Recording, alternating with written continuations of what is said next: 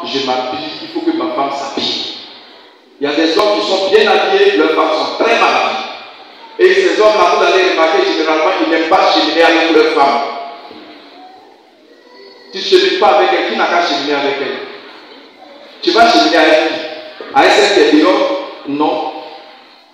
Il faut que tu t'occupes de ta femme, que tu lui donnes la nourriture, que tu lui donnes le vêtement, que tu ne l'humilies pas. Il y a des hommes qui sont champions dans humilier leur femme. La femme a besoin d'amour. Elle a besoin.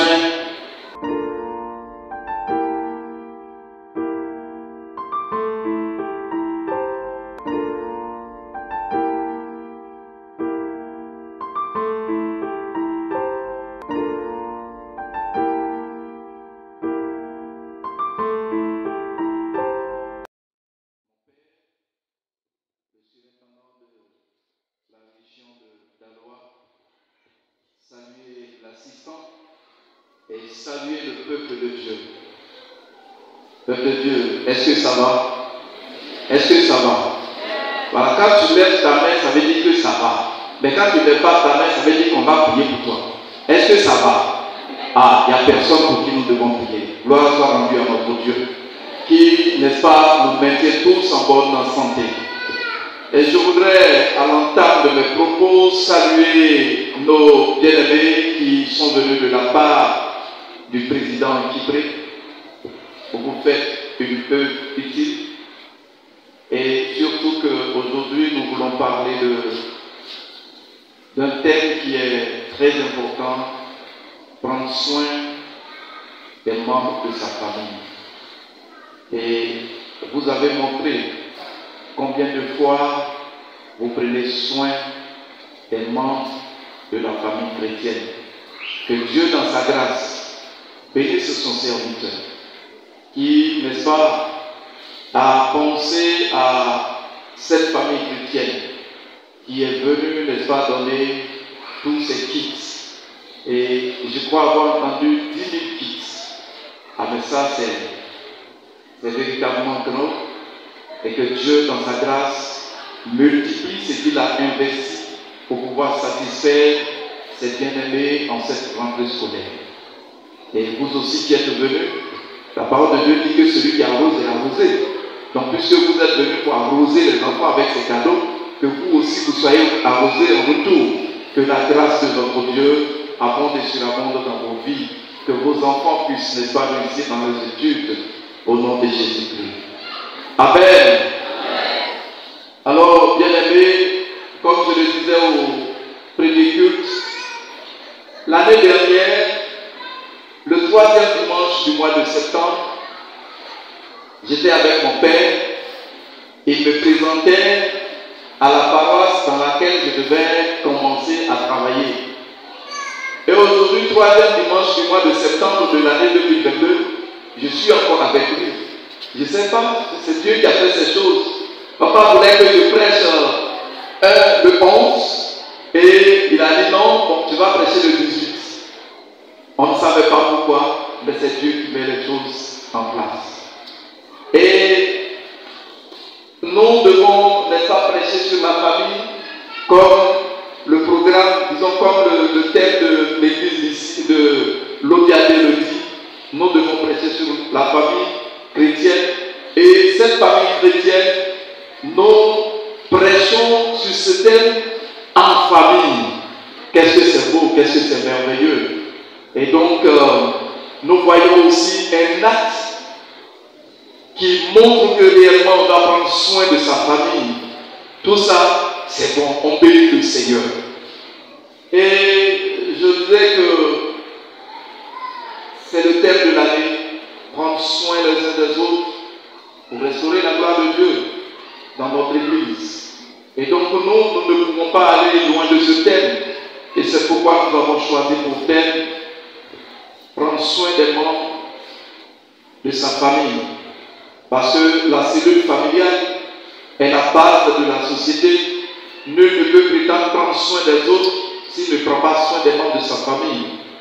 Alors, à mon avis, prendre soin les uns des autres commence par la famille, commence dans la famille. Et c'est pour cette raison que ce thème qui nous a été proposé, nous avons voulu le traiter avec assez de dévouement pour que chacun de nous puisse, n'est-ce pas, bénéficier de cette grâce. Frères et sœurs, oui, nous traiterons ce thème qui est très important en faisant un premier point pour définir le thème famille, et ensuite nous verrons pourquoi est-ce qu'il est nécessaire de prendre soin des membres de sa famille, et pour finir nous verrons comment nous devons prendre soin des membres de sa famille. Je crois que le Seigneur notre Dieu nous aidera à aller jusqu'au bout. Alors qu'est-ce que c'est que la famille? Ça, c'est une question banale, puisque tout le monde connaît la famille. Mais elle vaut quand même, ça vaut la peine d'être posée comme question. Alors la famille, c'est donc l'ensemble formé par le père, la mère et ou le père, la mère, avec, n'est-ce pas, les enfants. C'est-à-dire que ça peut être le père, la mère et les enfants. Ça peut être le père et les enfants. Ça peut être aussi la mère et les enfants. Et nous nous souvenons que dans le livre de Genèse, lorsque Dieu a créé toutes choses, il a institué, n'est-ce pas, la famille. Parce qu'il a créé l'homme, et sentant que l'homme était seul, il a voulu, n'est-ce pas, pallier la solitude de l'homme en créant son vis-à-vis qu'est la femme.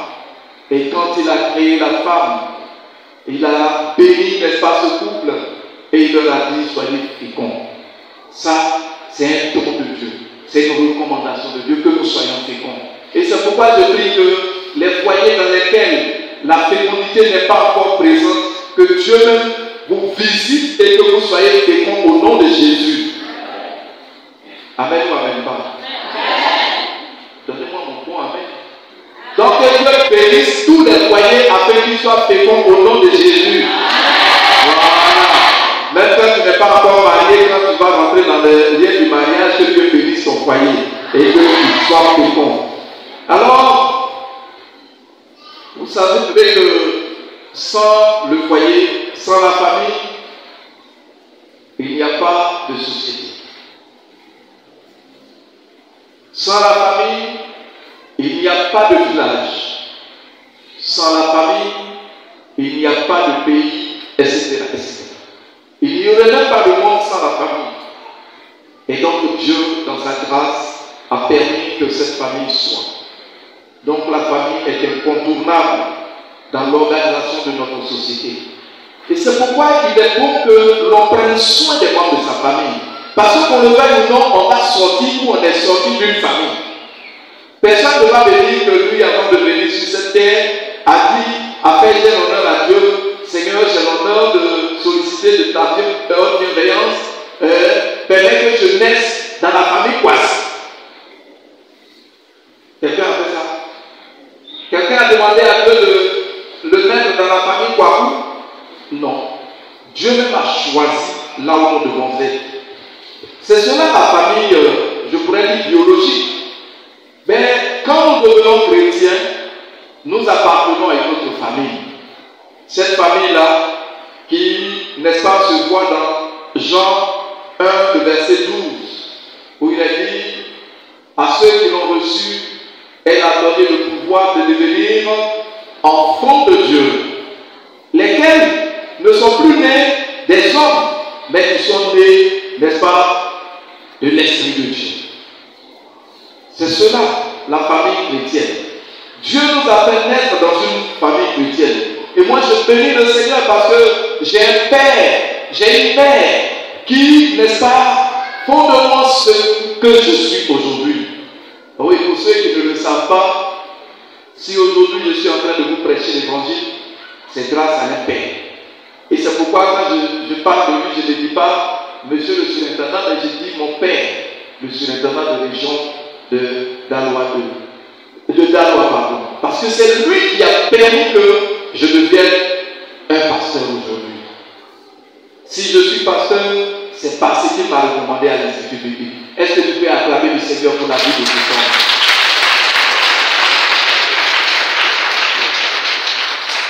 Oui, c'est par sa grâce que Dieu a permis que je croise cet homme pour qu'aujourd'hui je sois là. C'est un monsieur qui a un grand cœur comme ça. Et parlant d'une famille, il s'occupe de sa famille dans laquelle nous sommes. Il prend soin de cette famille. Sa femme, qui est notre mère, prend soin de cette famille. À telle enseigne que je peux vous dire que nous ne vivons plus comme nous ne vivons plus seulement comme une famille spirituelle, mais comme une famille biologique. Il y a une telle symbiose que je pense que mon père est décédé, mais j'ai un père. J'ai un père. Que Dieu bénisse, n'est-ce pas, cet homme qui a permis que par lui nous soyons son serviteur. Et pour ceux qui ont fait le premier culte, il y avait aussi un de mes petits frères dans la foi, parce que c'est lui aussi qui l'a recommandé. Dieu a permis qu'aujourd'hui, pendant que je parle de la famille, cette famille soit au moins à un bon petit nombre. Que Dieu nous bénisse. Et si cette famille, c'est aussi l'église dans laquelle nous sommes. Cette famille, c'est la famille du président Stéphane Kipré, qui, lorsque la rentrée scolaire arrive, prend soin des enfants de cette famille. Ah, que Dieu bénisse ce homme. Alors, bien aimé, cette famille, comme nous venons de la définir, qu'elle soit biologique, qu'elle soit chrétienne, nous n'avons pas à la négliger. Nous devons prendre soin de cette famille. Et donc, nous pouvons, n'est-ce pas, aborder la deuxième partie, qui consiste à nous poser la question de savoir pourquoi nous devons prendre soin des membres de notre famille. Oui, chacun de nous doit prendre soin des membres de sa famille. Mais pourquoi? La première réponse, ou le premier élément de réponse, c'est que nous devons prendre soin des membres de notre famille parce que c'est la volonté de Dieu. Quand nous lisons 1 Timothée 5, le verset 4, voici ce qui est écrit. S'il veut à des enfants ou des petits-enfants qu'ils apprennent avant tout à exercer la piété envers leur propre famille et à rendre à leurs parents ce qu'ils ont reçu d'eux, car cela est agréable à Dieu. Qui ne veut pas faire ce qui est bon aux yeux de Dieu? Chacun de nous veut faire ce qui est bon aux yeux de Dieu. Ce que Dieu nous recommande. Alors, bien aimés, nous devons prendre soin de notre famille parce que Dieu nous le recommande. Dieu veut que chacun prenne soin des membres de sa famille. Aujourd'hui, il y a des veuves, il y a des orphelins qui sont là, qui ont besoin d'être pris en charge. Il y a des gens même qui ont abandonné leur mère, qui sont veuves. Il y a des gens qui ont abandonné leur père, qui sont veuves, alors qu'ils ont besoin de leur soutien. Ils ont besoin que ceux-là prennent soin d'eux. Bien-aimés, quelle que soit la raison, rien ne peut t'éloigner de cette famille. Tu dois prendre soin d'elle, parce que c'est la volonté de Dieu. Oui, il y a des gens qui, parce qu'on leur a dit que leurs parents sont sorciers, ne font plus cas d'eux, alors que le Seigneur nous le recommande. Prendre soin des membres de sa famille, c'est également un acte de foi. Et nous pouvons, n'est-ce pas, voir cela dans le texte que nous avons lu, qui dit si quelqu'un n'a pas soin des siens, et principalement de ceux de sa famille, il a renié la foi. Et il est pire que l'infidèle. Alléluia. Si quelqu'un n'a pas soin des siens, et principalement de ceux de sa famille, il a renié la foi. Oui, la foi. Beaucoup de chrétiens disent j'ai la foi, j'ai la foi, j'ai la foi. Et c'est pourquoi il y a un cantique que les choristes chantent, soi-disant chrétiens. Où est donc ta foi? Nous qui sommes dans cette maison, chacun se proclame de Christ. Chacun proclame sa foi. Chacun fait profession de foi. Oui, je crois en Dieu, le Père Tout-Puissant, Créateur des cieux et de la terre, etc., etc. Tu crois en Dieu, tu le dis, c'est bien. Mais qu'est-ce qui prouve que tu crois en Dieu? Qu'est-ce qui prouve que tu crois en Dieu? Dans l'épître de Jacques, quand nous lisons le chapitre 2, verset 17, verset 20 et verset 26 que vous pourrez lire, vous voyez que là-bas, il est question de la foi qui est morte. La foi qui est morte. Or, donc, la foi peut mourir. La foi qui est morte, c'est celle-là qui n'a aucune œuvre. Oh, d'autres disent, mais nous sommes sauvés, pas par les œuvres, mais par le moyen de la foi. C'est vrai. Si tu le fais, ça dit que tu es sauvé, tu crois que tu es sauvé, c'est bien. Mais quelle est l'unité de mesure de ta foi? Est-ce qu'on va déposer ta foi sur une balance pour donner sa masse? Est-ce qu'on va étendre ta foi, utiliser un mètre pour mesurer cette foi? Non.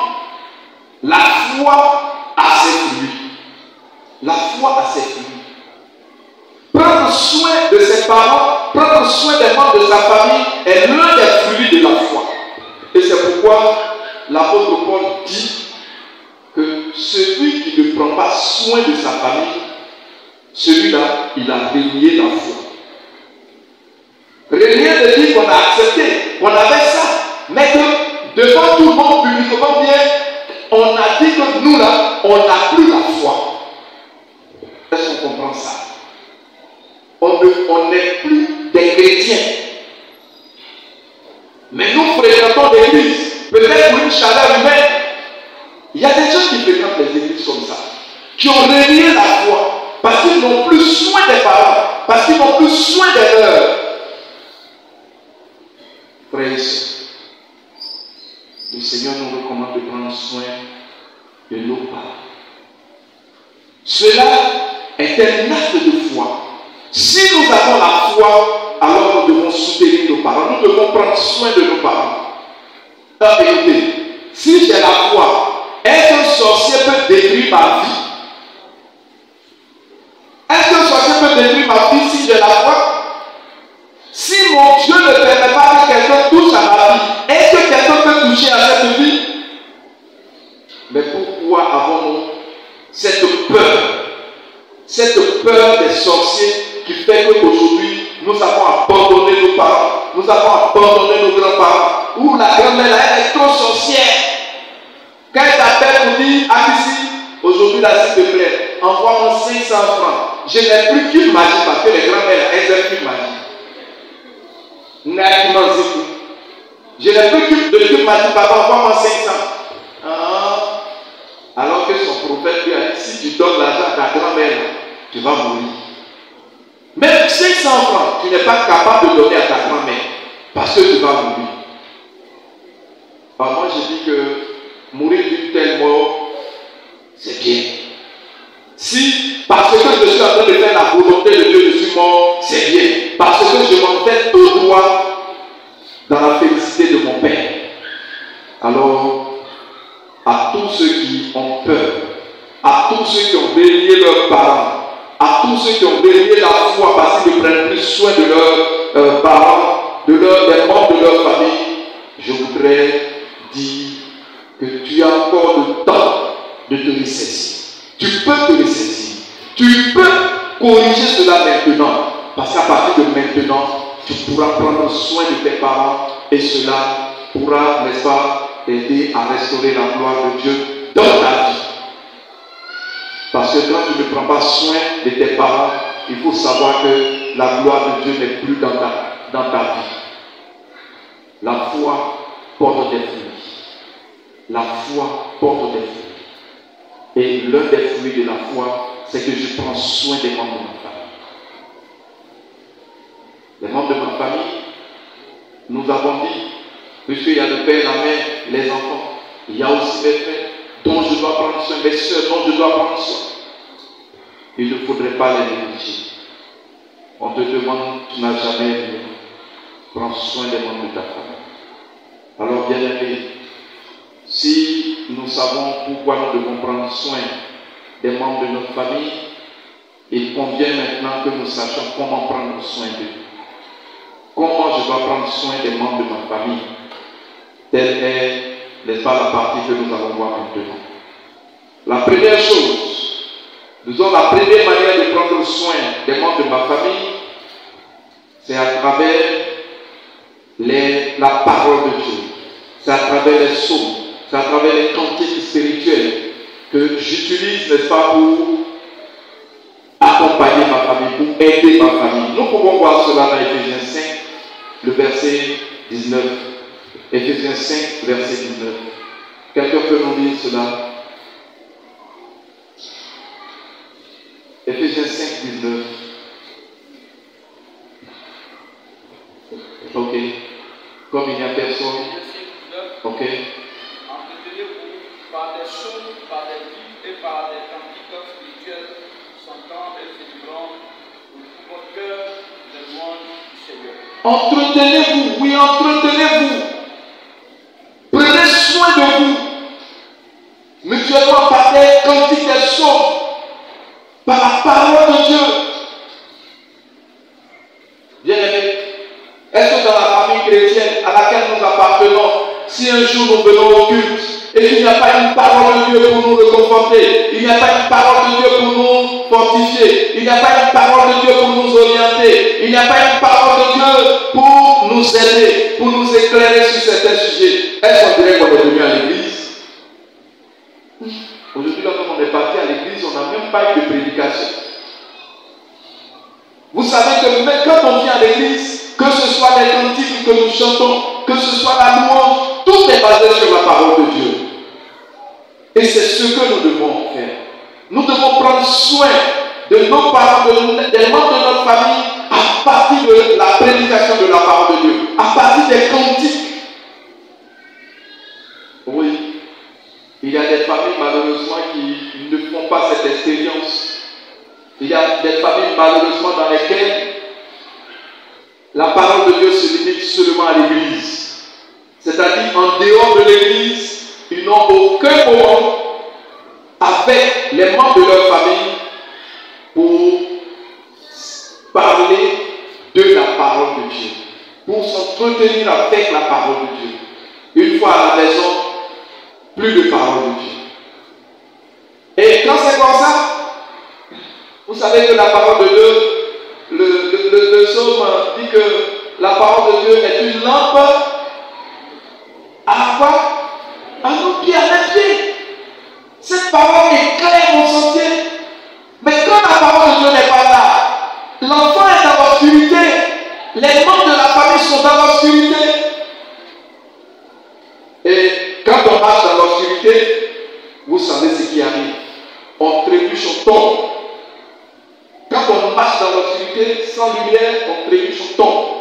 Quand on marche dans l'obscurité, sans lumière, sans lumière, on se trompe de chemin. Quand on marche dans l'obscurité sans lumière, on n'arrive pas à destination. Quand on marche dans l'obscurité sans lumière, on est même quelquefois attaqué. N'est-ce pas? Les malfaiteurs aiment l'obscurité. Et c'est pourquoi ils profitent de la nuit. Mais quand cette parole n'éclaire pas vos familles, nos familles, absolument, il y aura des attaques.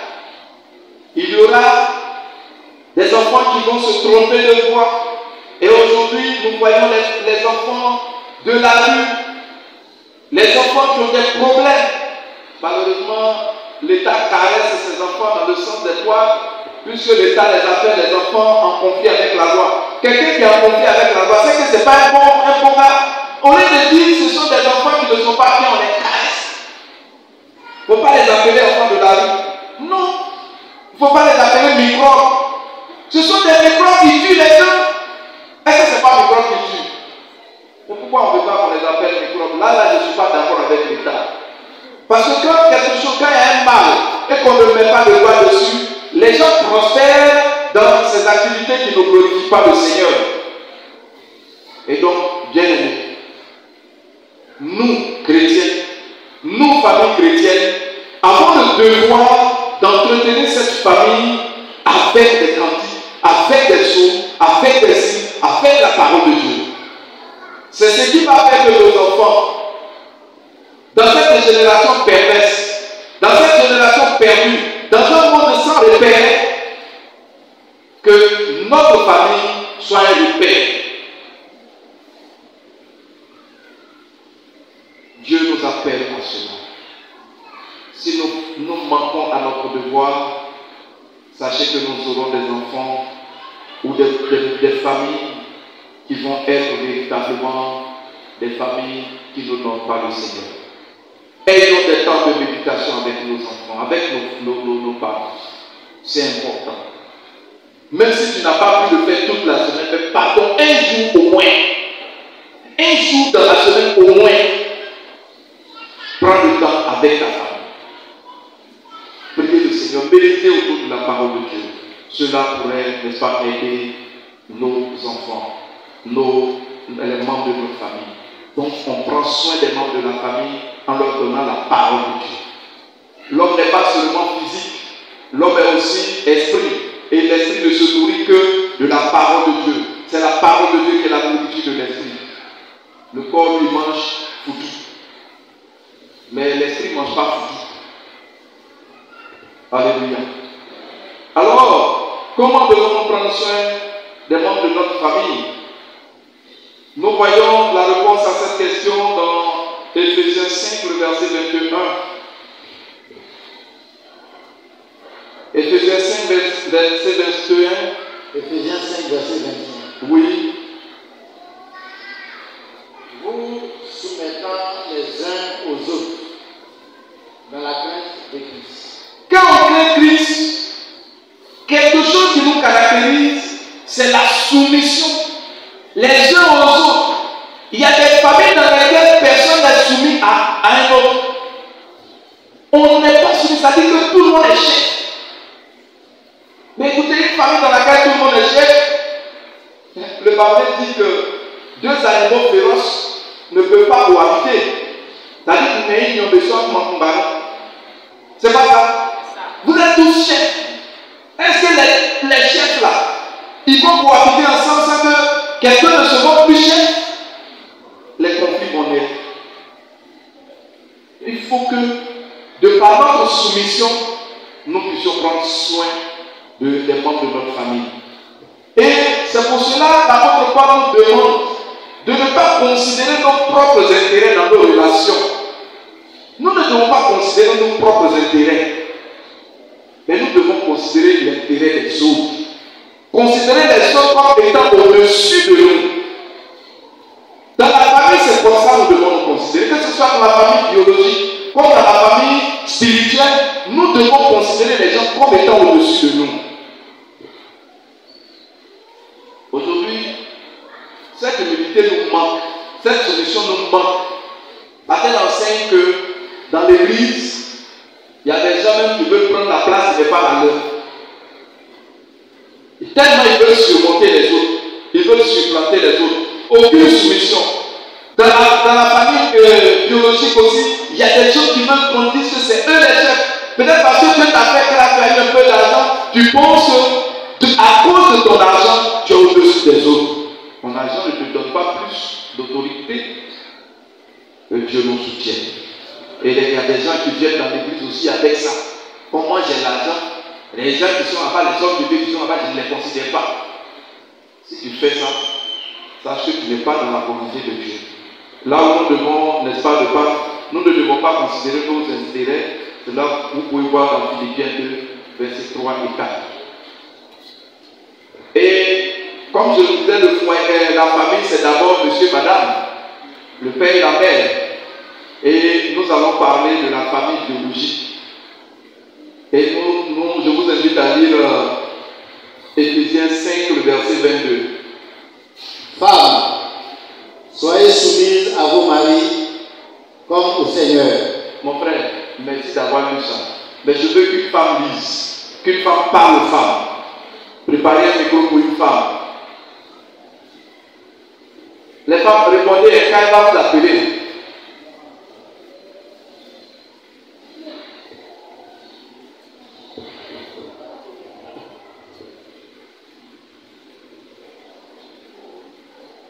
Femme, soyez... Elle n'a pas répondu. Elle ne t'écoute pas. Il faut les interpeller. Femme, Il n'y a pas de femme ici. à vos maris. Elle dit que tu es pressé. Les femmes, elles vous parlent.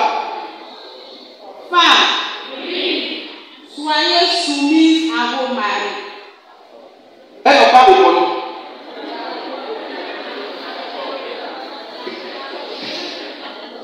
Il faut les interpeller encore. Femme, soyez soumise à vos maris.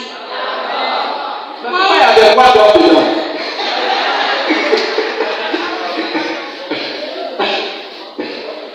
Ok, allons-y. Comme au Seigneur. Elle n'a pas répondu. Femme, Soyez soumise à vos maris. Comme au Seigneur. vous avez compris? Femme, soyez soumise à vos maris, comme au Seigneur. Il y a des femmes là, elles passent tout leur temps à l'église. Elles sont toujours à l'église. Il y a jamais de prière, je suis là-bas. Il y a tel programme, je suis là-bas. Vous faites bien. C'est une bonne chose de s'attacher au Seigneur. Mais une fois à la maison,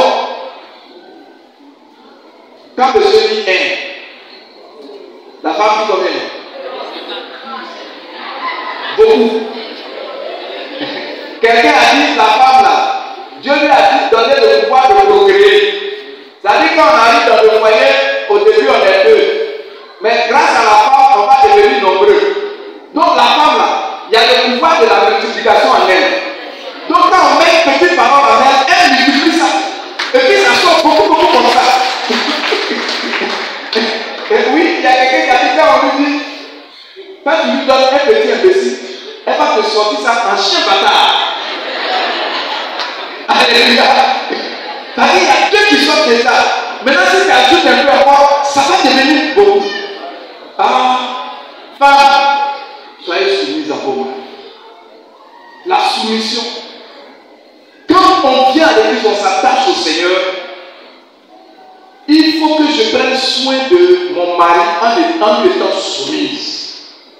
Quand tu es soumise à ton mari, tu prends soin de lui comme ça. Quand tu es soumise à ton mari, tu ne peux rien lui refuser. Parce qu'il y a des femmes qui refusent tout à leur mari. Oui, tout. Même tout. Oui, oui. Mais ce qui est important, elles refusent ça à leur mari. Mais comment vous allez multiplier? Alors qu'est-ce qu'il a dit? Multiplier, remplissez la terre. C'est pas bon, Dieu ne veut pas ça. Alléluia. Femme, soyez soumise à vos maris. La soumission ouvre beaucoup de portes. Il y a des foyers dans lesquels madame a porté la culotte. Oh, surtout que l'État aujourd'hui a dit que monsieur et madame sont chefs au même titre. Aujourd'hui à la maison, on dit tout le monde porte la culotte. C'est pourquoi moi-même, je demande aux chrétiens, quand on va à la mairie d'abandonner même quand on va vous donner à deux, laissez votre mari prendre. Ça aussi, c'est la soumission. Quand on vous demande pourquoi il a fait ça, je dis non, moi, ma foi ne me permet pas de prendre le livret avec mon mari. Parce que c'est lui qui est mon chef. Si on dit ça aux gens, est-ce qu'ils vont nous tuer? Ils vont nous tuer. Ils ne vont pas nous tuer. On montre qu'on est soumise devant les gens. Donc que Dieu nous bénisse. Les femmes, soyez soumises à vos maris. Parce que la bonne femme dont parle de Proverbe 31, c'est cette femme-là qui est soumise. Vous pouvez lire Proverbe 31, verset 12.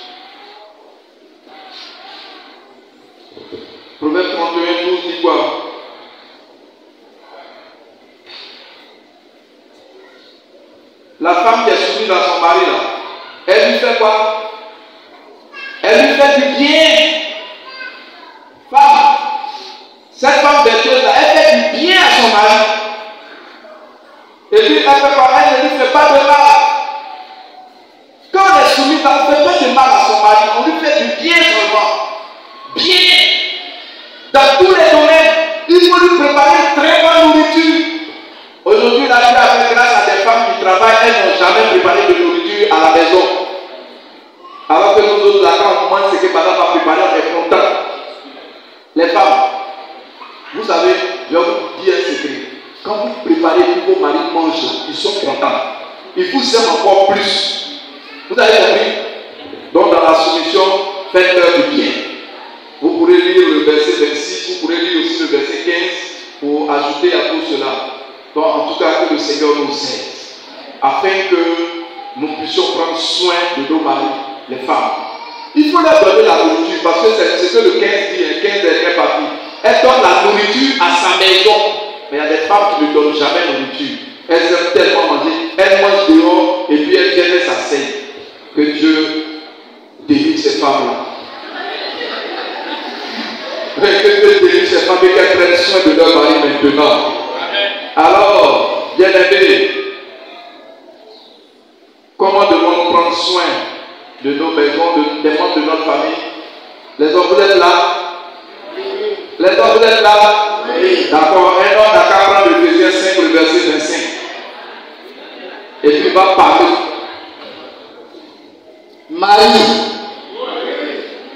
Répondez bien, s'il vous plaît. Marie. Oui. Aimez vos femmes. Yo. Comme Christ a aimé l'Église. Amen. Et s'est livré lui-même pour elle. Alléluia.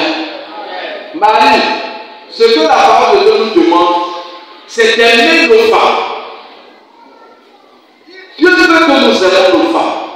Quand tu aimes une femme, quand tu aimes quelqu'un, tu prends soin de cette personne. Généralement, il y a des gens qui ne prennent pas soin de leur femme parce qu'ils ne les aiment pas. Quand tu aimes ta femme, tu prends soin d'elle. Tu prends soin d'elle. Et la parole de Dieu dit que nous devons les aimer comme Christ a aimé l'Église. Quand Jésus-Christ a aimé l'Église, qu'est-ce qu'il a fait pour cette Église? Il a fait quoi pour l'Église? Il s'est sacrifié pour l'Église. Quel sacrifice fais-tu pour ta femme? Est-ce que Jésus, parce qu'il aime l'Église, ne nous a pas donné à manger? Jésus n'a pas multiplié le pain lorsque les gens avaient faim. Il aime l'Église, c'est pourquoi il a fait ça. Ceux qui étaient là pour écouter Jésus leur a donné à manger. Jésus a donné la vue à ceux qui étaient malades, à ceux qui avaient perdu la vue. La santé à des gens qui souffraient. Mais nous, oh, que faisons-nous pour nos femmes? Aujourd'hui, il y a des hommes qui ne donnent même plus l'argent de popote à la maison. La fille de la personne que tu as prise, qui t'a déposée chez toi, tu ne lui donnes pas l'argent pour qu'elle mange. Elle va manger quoi? C'est méchant. C'est méchant. Il faut qu'elle mange. Et c'est toi qui dois prendre soin d'elle. C'est toi qui dois lui donner la nourriture. C'est toi qui dois te sacrifier pour elle. Il faut chercher. Ça dit que dans le foyer, l'homme doit envoyer la nourriture. Ça, c'est ton devoir prêter. C'est nous qui envoyons. Et puis la femme prépare. Si tu n'as pas envoyé, elle va préparer quoi? Il ne faut pas donner ton devoir à quelqu'un. Même quand elle travaille, c'est nous qui faisons. Et puis bon, elle nous tient en appui. Mais il ne faudrait pas que c'est nous qui les appuyons. Il y a des hommes là, c'est eux qui appuient leurs femmes. Alors que c'est le contraire qui doit se passer. Donc nous devons aimer nos femmes. L'amour est capable de tout. Quand on aime, on est capable de tout. Quand on aime, on va aimer. Et puis la parole de Dieu nous dit que aimer la femme comme nous-mêmes nous aimons. Est-ce que quelqu'un peut haïr son corps? Est-ce que quelqu'un peut se haïr lui-même? Je ne peux pas me haïr.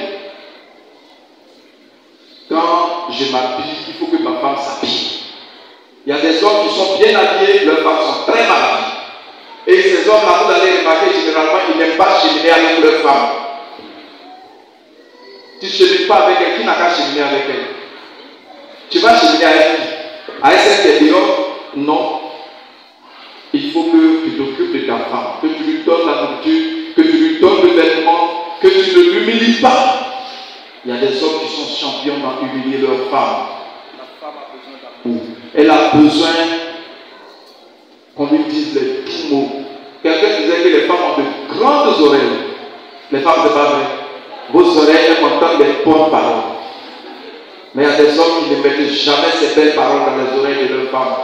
Des fois, elles vont s'habiller, elles vont passer, repasser, repasser, passer encore. Attendant que l'on lui dise, ah chérie, tu es bien habillée. Elles vont se coiffer, quand elles vont se coiffer, elles vont passer devant toi. Même quand tu es en train d'écrire, elles vont t'appeler, chérie, comment ça va? Pour que tu les regardes, mais tu ne les regardes jamais. Les belles phrases qu'elles ont envie d'entendre, elles n'entendront pas. Et elles seront malheureuses. Bien-aimés, prenons soin de nos femmes. Donnons-leur ces éloges dont elles ont besoin. Et aussi, nous devons, n'est-ce pas, les nourrir, comme nous le dit le verset 29 d'Éphésiens 5. Que Dieu nous soutienne. Et que ceux qui ne prennent pas soin de leurs femmes, que Dieu les délivre au nom de Jésus. Afin que dans l'église, il y ait la paix. Et que dans l'église, il y ait la joie. Que les hommes et les femmes cheminent ensemble. Et puis, ce ne sont pas les pères et les mères seulement qui doivent s'occuper mutuellement d'eux, mais il faut que les enfants aussi rentrent en ligne de compte. Alors, qu'est-ce qu'on dit d'Éphésiens 6, les versets 1 et le verset 3. Éphésiens 6, 1 et 3.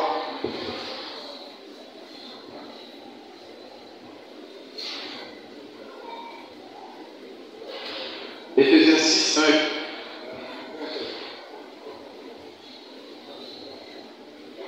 Éphésiens 6, verset 1. Il y a des enfants ici. À toi qui n'es pas enfant de quelqu'un.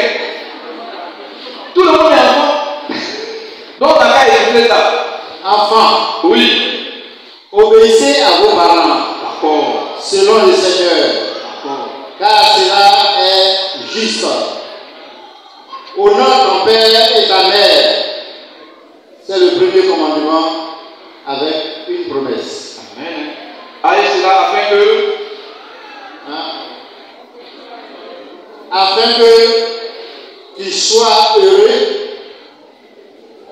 et que tu vives longtemps sur la terre. Amen. Qui a envie de vivre longtemps sur la terre? Moi, je fais partie de ceux-là. Je fais partie de ceux-là. Je veux vivre longtemps sur la terre. C'est que prends soin de tes parents. Honore ton père et ta mère. Honorer son père, honorer sa mère.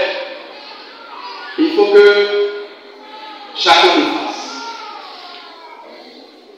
Tu sais que même avec ton travail, tu honores ton père et ta mère. Est-ce que tu sais ça? Pour ceux qui sont à l'école, est-ce que vous savez que quand vous avez de bons résultats, nous sommes honorés, nos parents? Il faut que chacun le fasse. Prenez soin de nous. Quand vous nous donnez la joie, on est content de vivre. Prenez soin de nous à travers votre obéissance. Quand un père, une mère, on passe son enfant et que l'enfant va, le père est content, la mère est contente. Et ce sont des paroles de bénédiction qui sortent de nos bouches. Mais les enfants désobéissants, c'est à vous là que les parents vont dire, toi là, c'est que tu es en train de me faire là. Ils n'ont qu'à te faire aussi. Est-ce qu'on comprend ça? Quand ton père t'envoie, ta mère t'envoie que tu ne vas pas, lui dis, bon, dans tous les cas, je prie que tu fasses des enfants. Ce que tu es en train de me faire là, ils n'ont qu'à te faire aussi. C'est une malédiction qui ne dit pas son nom.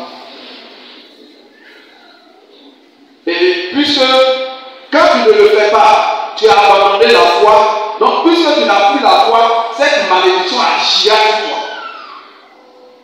Et souvent on est là, on comprend bien, nos enfants deviennent des bandits, on comprend bien, ça, au fouiller. Comment tu as vécu avec tes parents? Comment tu vis avec tes parents? Frère, comment tu dois prendre soin d'eux? Il faut leur obéir. Quand un père te dit de lui donner l'argent que tu ne lui donnes pas, tu ne lui as pas obéi. Quand un père est malade que tu ne le soignes pas, une mère est malade que tu ne la soignes pas, tu ne prends pas soin d'elle, tu n'obéis pas à ça. Tu ne l'honores pas. Ah, son enfant là, c'est pas lui qui fait ça. Pourquoi il ne peut pas s'occuper de lui ou d'elle? Tu le déshonores, tu la déshonores. Parce que tu peux le faire, mais tu ne le fais pas. Frères et sœurs, prenons soin des membres de nos familles.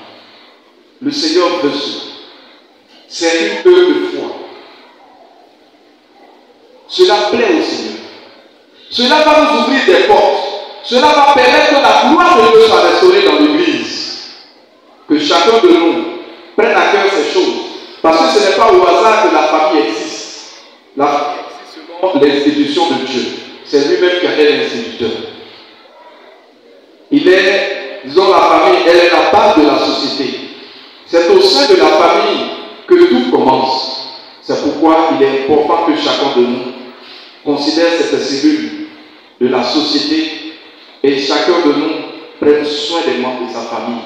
En faisant cela, nous serons en train de restaurer la gloire de Dieu. Que ce soit dans nos vies, dans nos familles, comme dans l'Église tout entière et dans le monde entier. Nous sommes celles lumières de la terre, ne l'oublions pas. Tout le monde nous regarde. Et si nous prenons soin de nos parents, cela serait un bel exemple qui attirerait les gens à Christ. Mais si nous ne prenons pas soin d'eux, nous ne pouvons pas prêcher Christ aux autres. Et Christ ne sera pas connu des autres. Au contraire, les gens vont détester Jésus-Christ. Que Dieu nous aide à prendre soin de nos parents pour que sa gloire soit restaurée en nous, dans notre famille, dans notre pays, au nom de Jésus-Christ. Amen.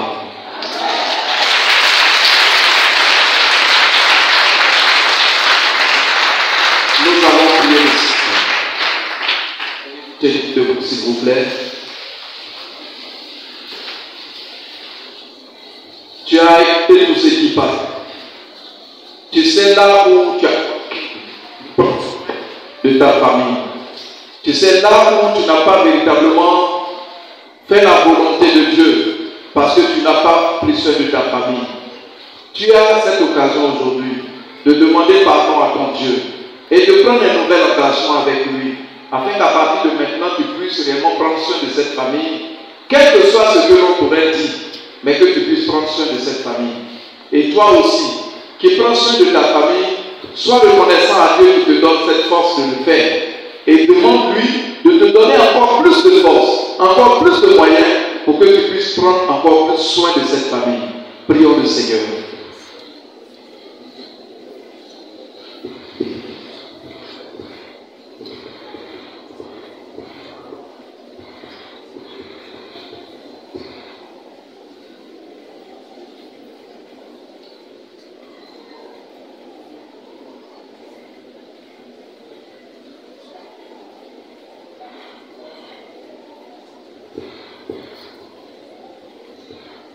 Nous bénissons encore ton nom, notre grand Dieu vivant et vrai. Oh, ces paroles, pleines de vie, d'assurance. Nous sommes appelés à prendre soin de notre famille parce que nous sommes sortis d'une famille. Nous te bénissons pour ton serviteur que tu as utilisé pour nous apporter, Seigneur, ces paroles merveilleuses. Nous te demandons que tous ceux qui le font actuellement, qu'ils continuent et que ta bénédiction les accompagne. Et ceux qui ne le font pas, à partir de ce que nous venons d'entendre, nous soyons tous engagés, soyons tous mobilisés, parce que c'est un devoir commun que tu nous donnes. Et en cela, nous aurons ta bénédiction. Seigneur, encourage-nous, fortifie-nous à faire toujours ta volonté au nom de Christ Jésus. Amen.